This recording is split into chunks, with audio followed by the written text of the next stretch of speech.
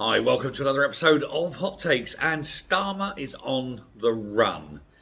He's being pinned up against the wall, and he's quite incapable of answering questions, and he's desperately looking out and trying to avoid answering the questions.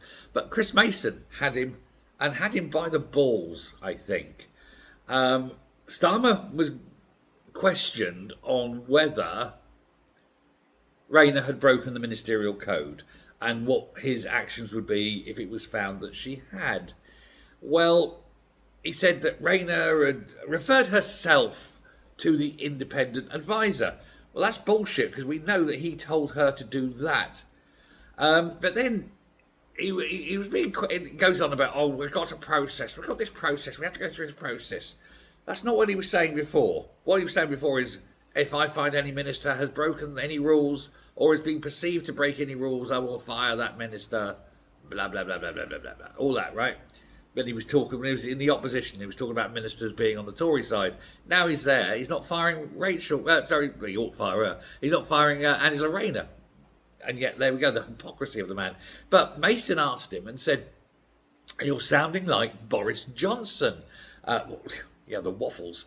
You can't answer direct questions.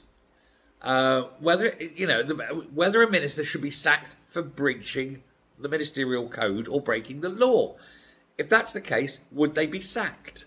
And he went on and he said, and he was waffling, and he said, let me point out the key differences. He said, first, I strengthened the code. So what? So you strengthened the code, which means it's easier to breach. And therefore, if someone has breached it, what are you going to do? He said, no, I've strengthened the code. And the role of the independent advisor. Super, great. Will you fire? Right? No answer. He said, well, what about if the conclusion of the breach is that they did break the law or break the rules? Would you sack them?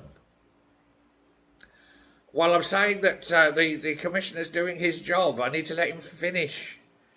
It's a million miles away where we are from Boris. Nobody's talking about Boris. He keeps bringing Boris up. He seems to think that if he keeps talking about Boris Johnson, we'll forget that Angela Rayner is a tax-avoiding fraudster.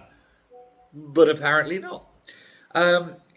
So Mason said again, can you not just explicitly say whether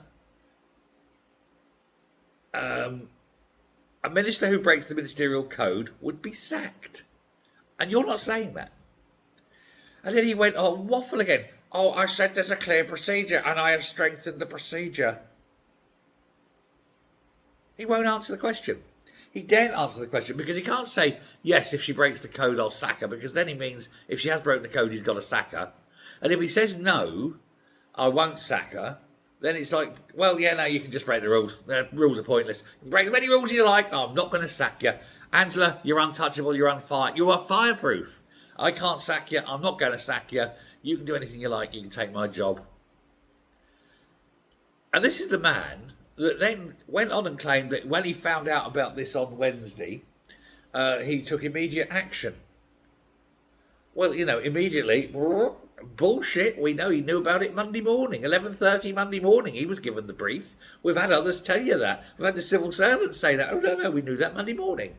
We briefed the Prime Minister on Monday morning. He keeps going on about Wednesday. Why? Because up until Wednesday, he was backing Angela Rayner was this, it was all that, there was nothing there. But of course, then it blew out of all proportion. So he had to pretend to change the timeline. I only found out about this Wednesday. You effing liar. You knew and you lied, and you were lying to cover it up, and you were lying to protect Angela, and you were lying and lying and lying. Stop lying, you lying liar. Everything that comes out of that slimy mouth, so riddled with pox from all the fucking cocks he's sucking, that he will just... you can never believe a word, can you? Never believe a word. Pus-filled, pox-ridden bastard that he is. Anyway, I'll calm down. So, what are we going to find? Well, we don't know yet. Time of this going out, we don't know the answer. But whatever the answer is, I think he won't fire Angela, but I don't think her situation's safe. I think the pressure is building. She will be asked to very bravely resign, I think. She's untenable. There's too many people now, even within the party, saying, time to go. Let me know what you think. Thanks very much. Goodbye.